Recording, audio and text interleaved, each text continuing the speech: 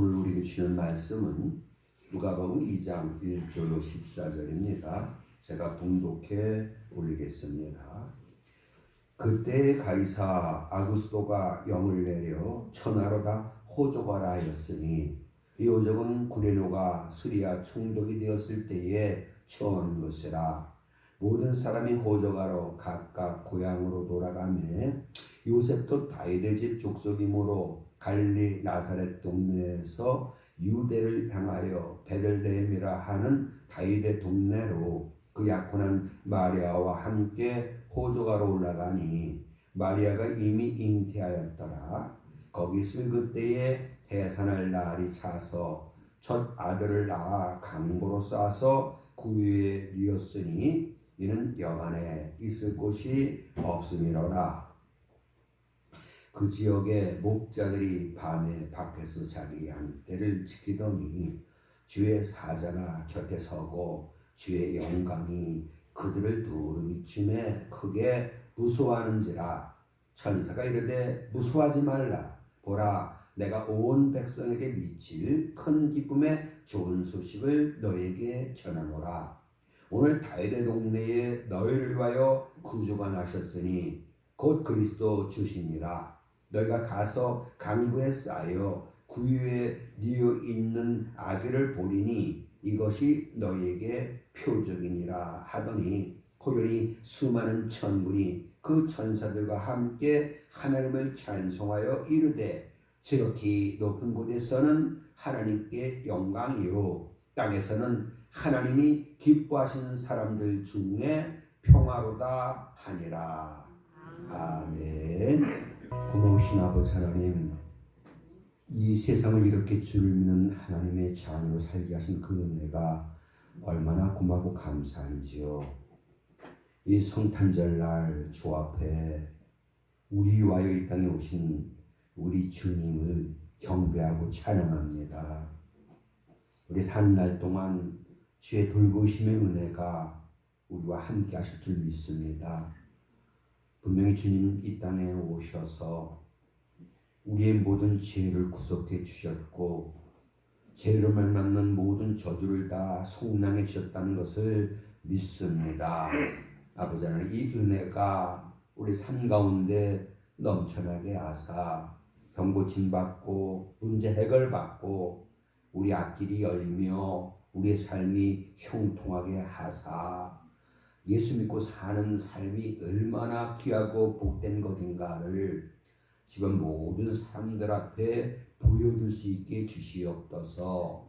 무엇보다 삶 살면서 이런저런 일로 근심하고 걱정하고 염려할 수밖에 없겠습니다만 정말 주를 믿는 우리는 이 모든 것 다 주께 맡기고 주 안에서 참 평화를 누리게 하옵소서.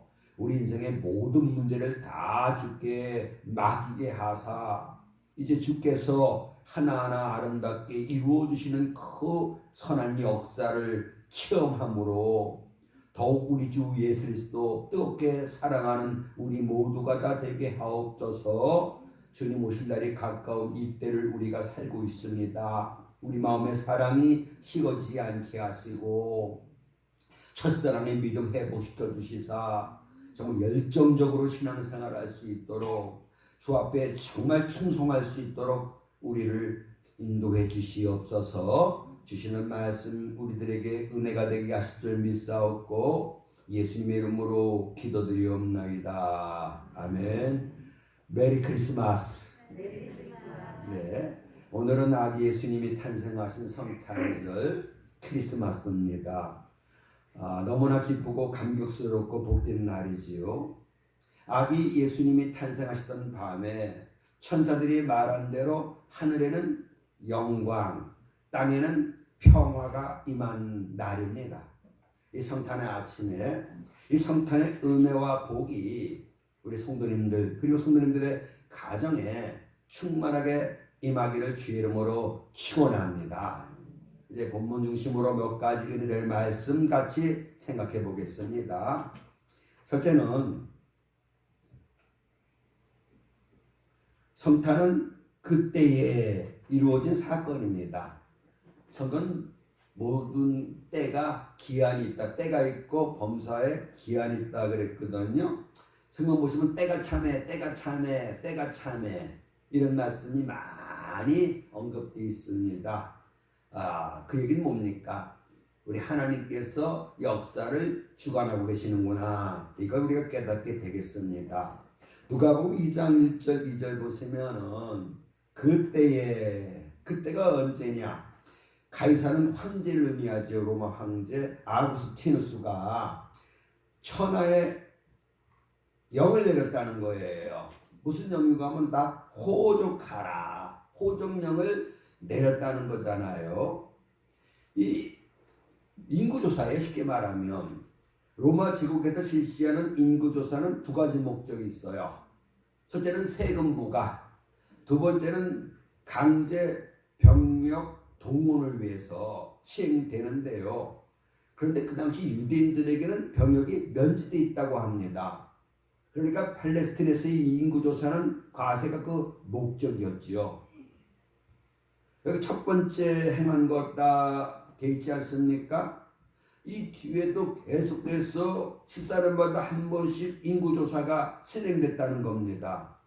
그런데 여기 이 인구조사 한 기록은 없는데 주 20년부터 210년까지 이 인구조사 자료가 실제 문서로 지금 남아있다고 합니다. 그러니까 이 사건은 역사적 사건이다 이런 얘기가 되겠죠. 근데 중요한 문제는 왜 하필이면 로마 황제 가이사 아구스토가 천하의 호적 명령을 내렸을 그때에 예수님이 이 땅에 탄생하셨는가 하는 점이겠습니다. 앞에서 언급한 그때로 로마 제국의 호족조사는 인구조사는 병역과 과세가 그 목적이라고 말씀드렸지요. 다른 의미로 말하면 로마 황제는 이 인구조사를 통해서 자기가 통치하고 있는 로마 제국 관할 안에 얼마나 많은 백성이 살고 있으며 실제적으로 이 황제는 얼마나 많은 백성을 소유하고 있는가를 알기 위한 그런 의미가 있습니다. 이건 왕권과 관련된 것이죠. 이 호족에 조사된 모든 사람의 머릿수는 곧 로마 황제의 소유물입니다. 로마 황제의 백성이지요. 그런데 그때에 만왕의 왕 예수님이 이 땅에 태어나신 거예요. 그러니까 세상 모든 사람들은 로마 황제 가이사의 백성은 아닌 거예요, 사실.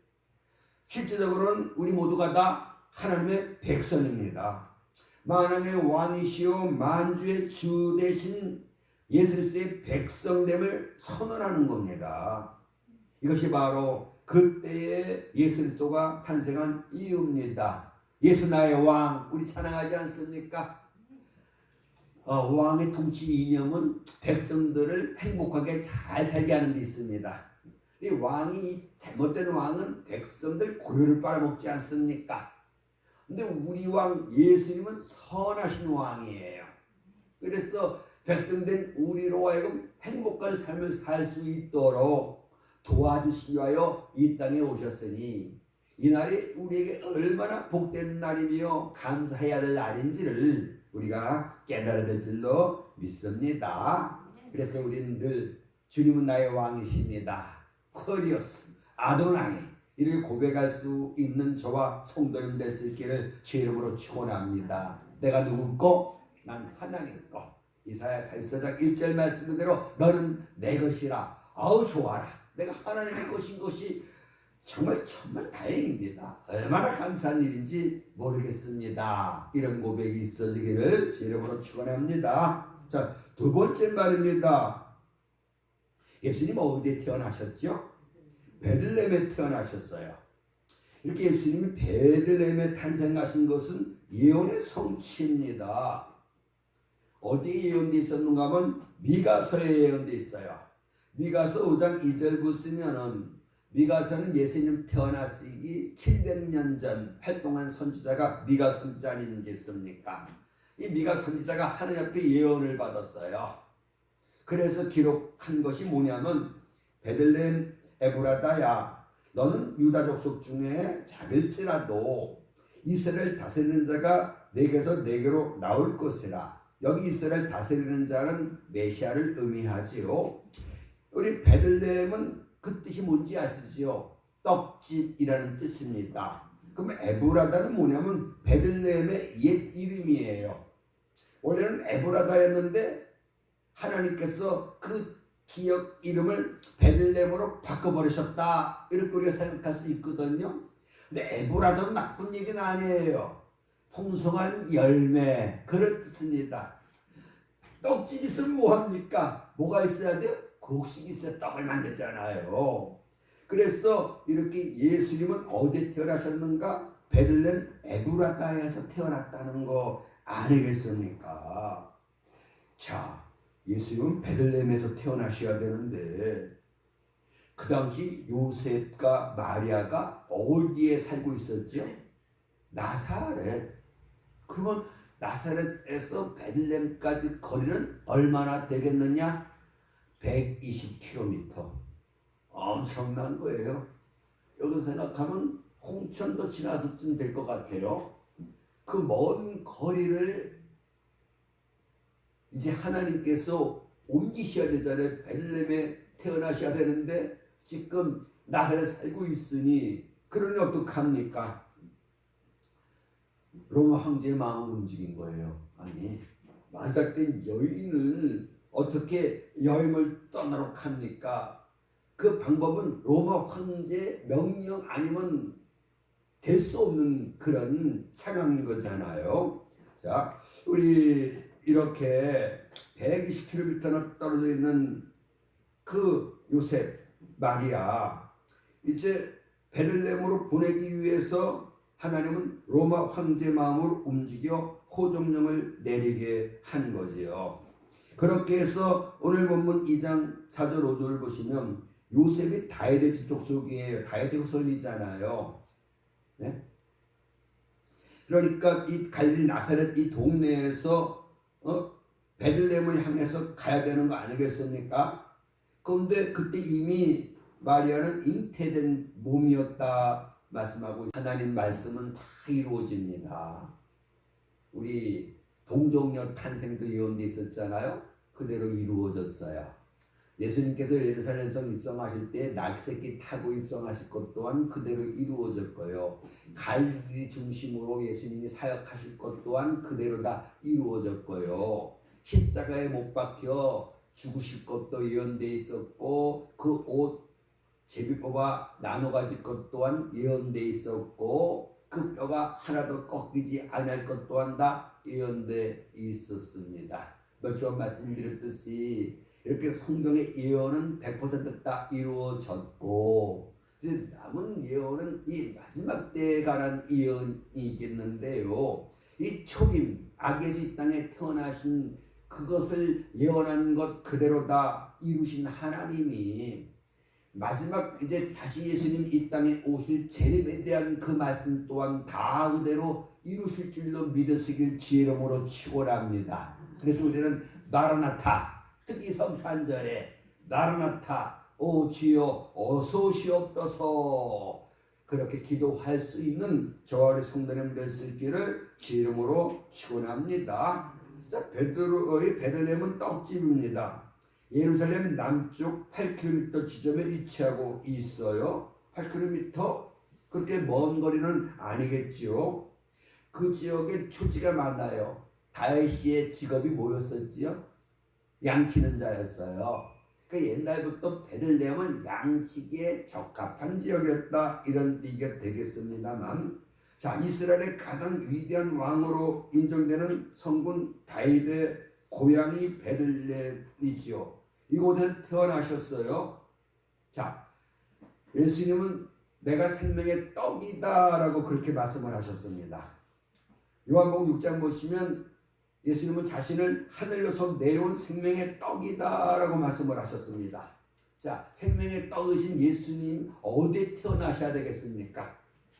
하나님이 딱 보니까 내 아들 예수 생명의 떡인데, 생명의 떡으로 내가 세상에 보내는데 어디에 태어나게 할까?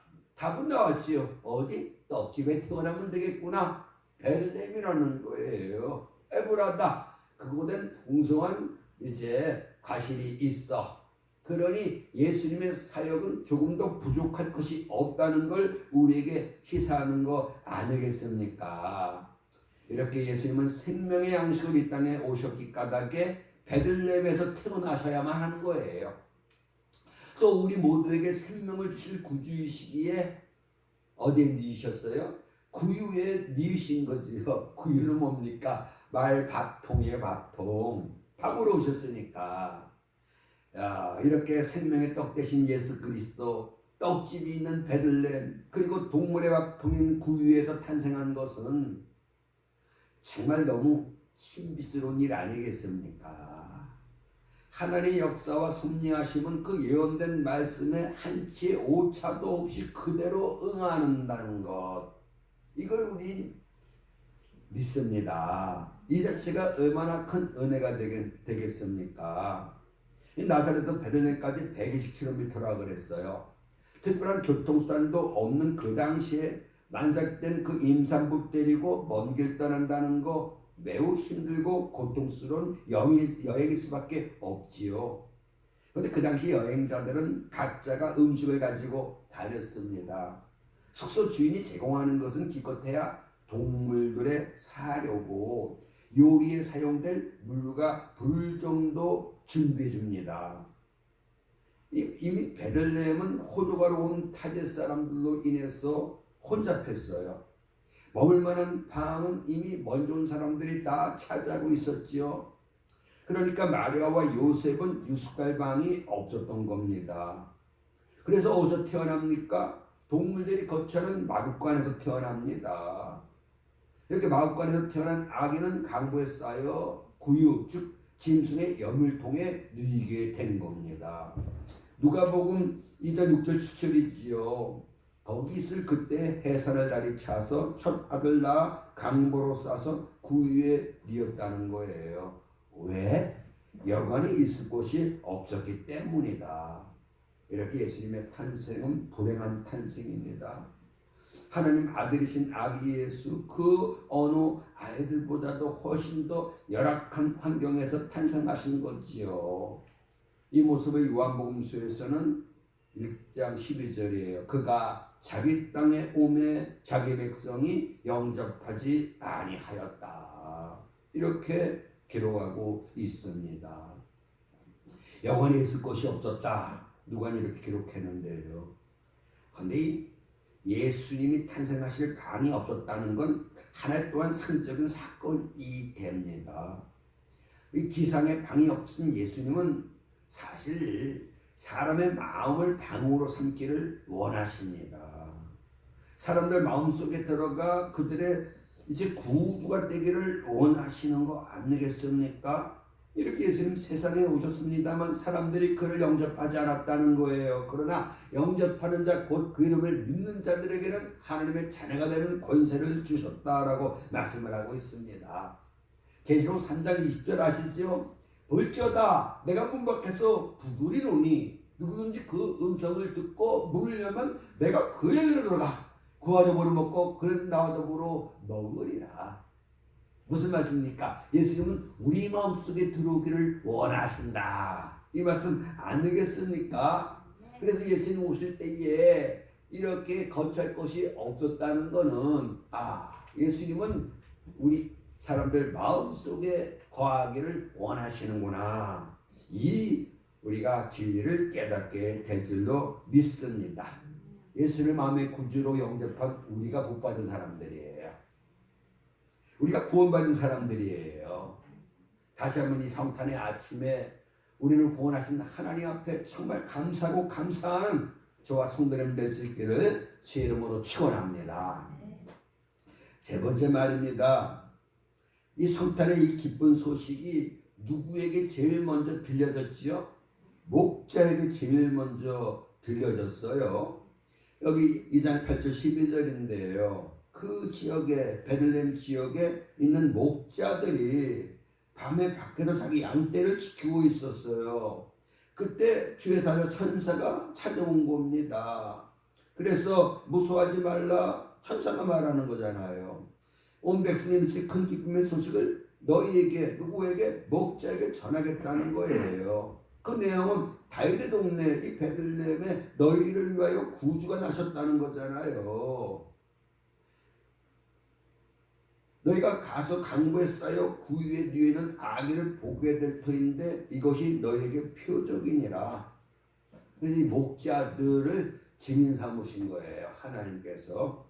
자, 이 목자가 이렇게 특별한 하나님의 은총을 입었다는 건 뜻이 있겠지요. 하나님이 하시는 일은 허투는 것이 하나도 없어요. 그 경륜 섭리 이렇게 얘기합니다만 예수님이 이 땅에 무엇으로 오셨어요? 목자장으로 오셨어요. 목자장. 목자의 우두머리로 오셨거든요. 예수님의 관심은 어디에 있어요? 목자들에게 있는 거예요. 목자들에게.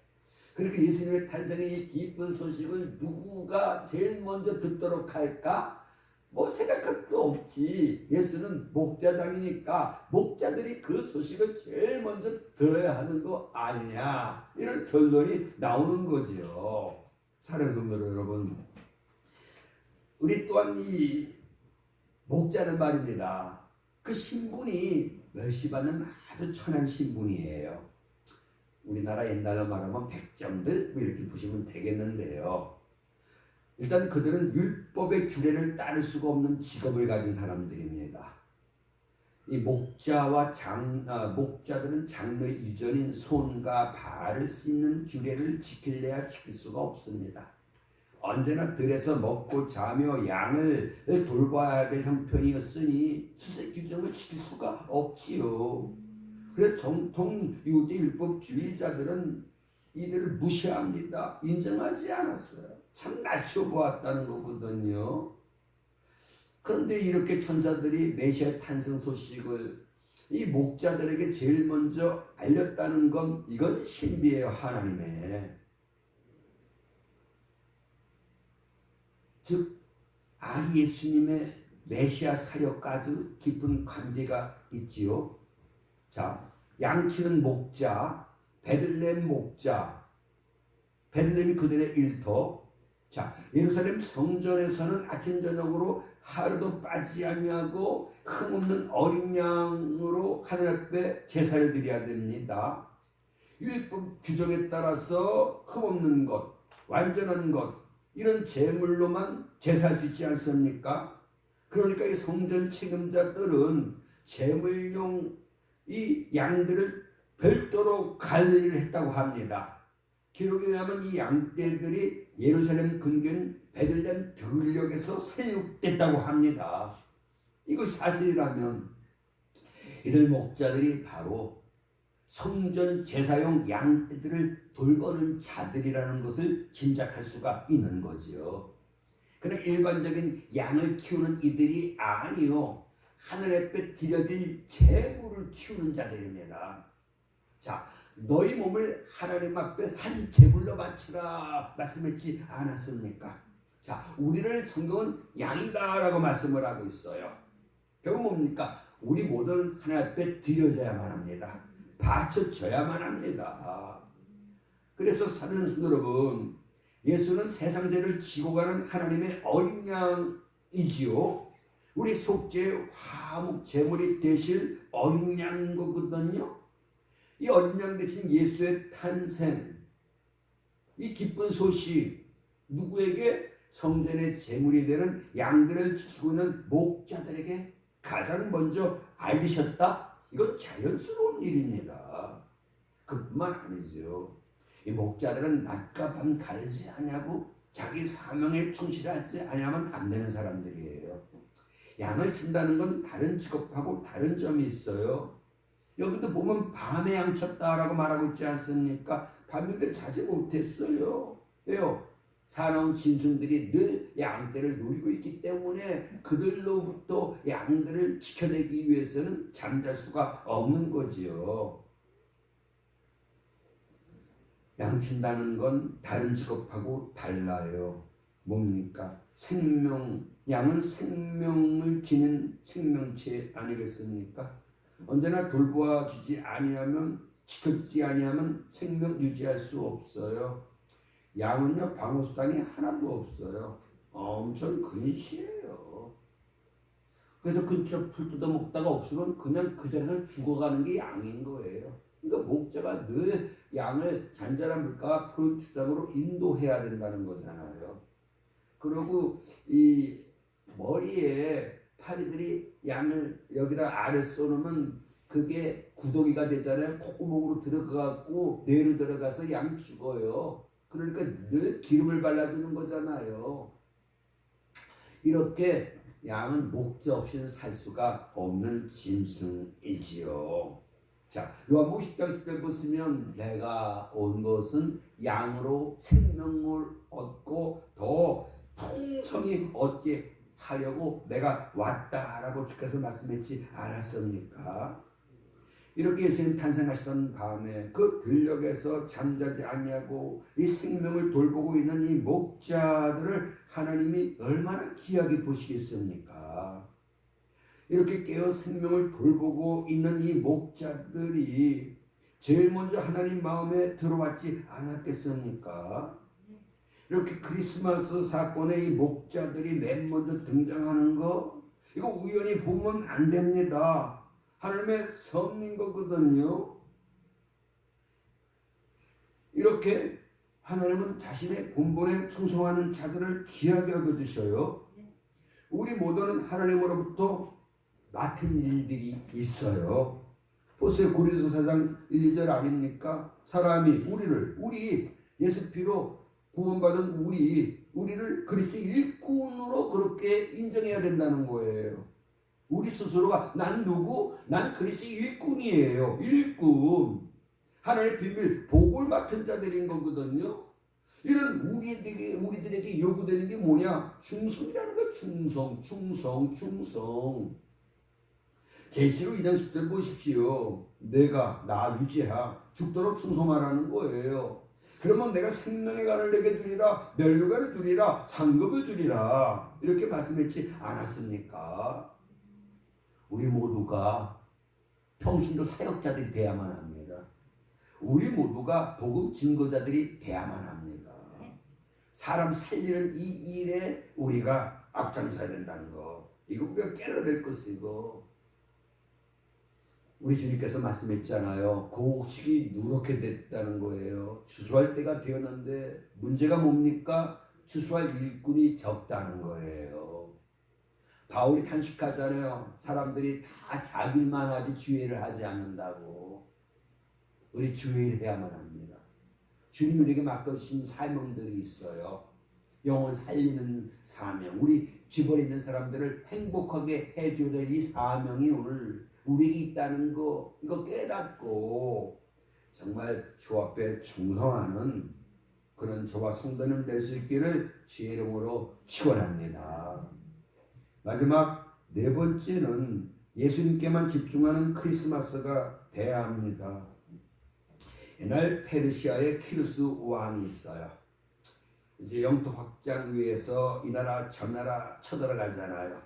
한 나라 쳐들어가 왕자와 그 부인과 자식들을 생포해 왔습니다. 이 키루스가 그들을 죽이기 전에 이런 질문을 그 왕자에게 합니다. 내가 널 살려준다면 넌 어떻게 할 거냐? 내가 가진 재산의 절반을 드리겠습니다. 그렇게 얘기를 합니다. 그래? 그러면 너의 이 아이들을 살려주면 어떻게 하겠느냐? 제 재산의 전부를 드리겠습니다. 그래? 그러면 당신의 부인을 살려주면 어떻게 할 거냐? 뭐라고 대답했는지 아십니까?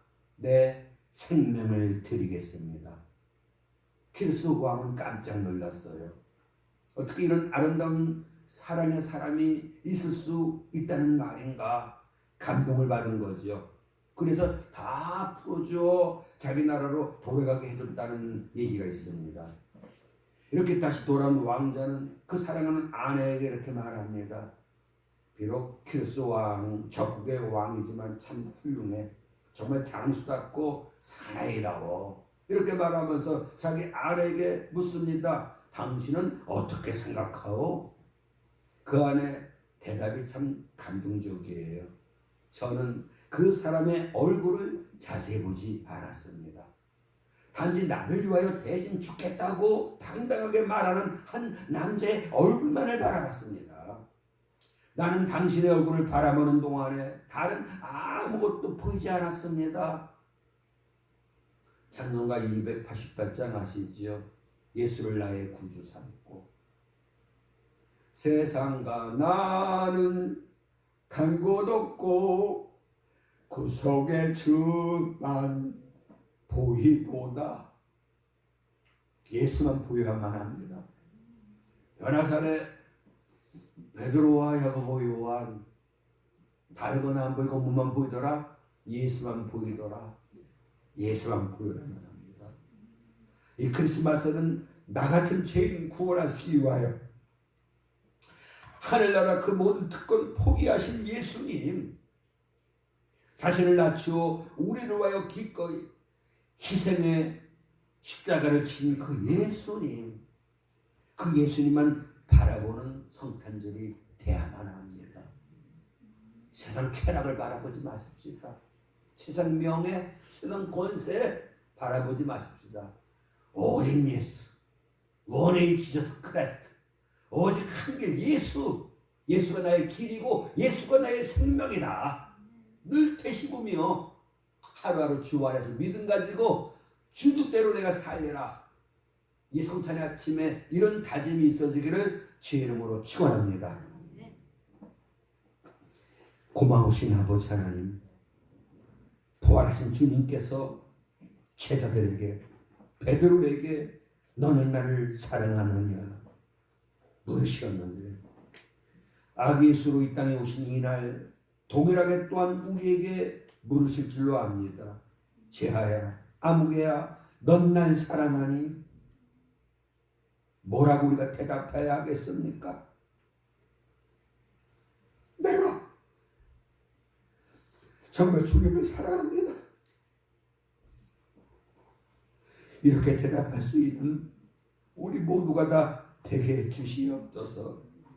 나를 향한 이 하나님의 크신 사랑을 다시 한번 깊이 마음속에 깨닫고 우리 남은 삶을 정말 나 위하여 몸버려 피 흘려주신 예수를 위하여 그렇게 살리라. 뜨거운 다짐이 오늘 우리에게 있게 해 주시옵소서.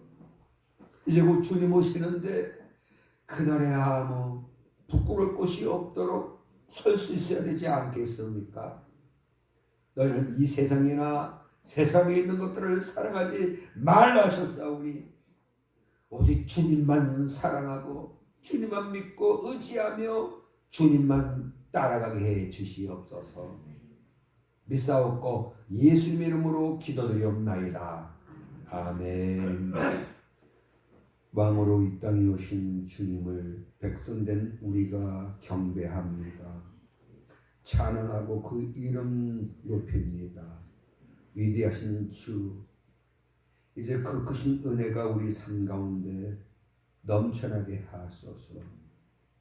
이제는 예수 이 땅에 오셨듯이 다시 한번 우리 심령 가운데 충만하게 임하소서. 이제는 우리 주 예수 그리스도의 크신 은혜와 우리 아버지 하나님의 크고 놀라우신 사랑과 성령의 감동감화 도심에 충만한 은혜의 역사가 이제 예수 이 땅에 오셨노라고 외치며 나가는 우리 모두의 영원토록 함께 하시기를 간절히 축원하옵나이다.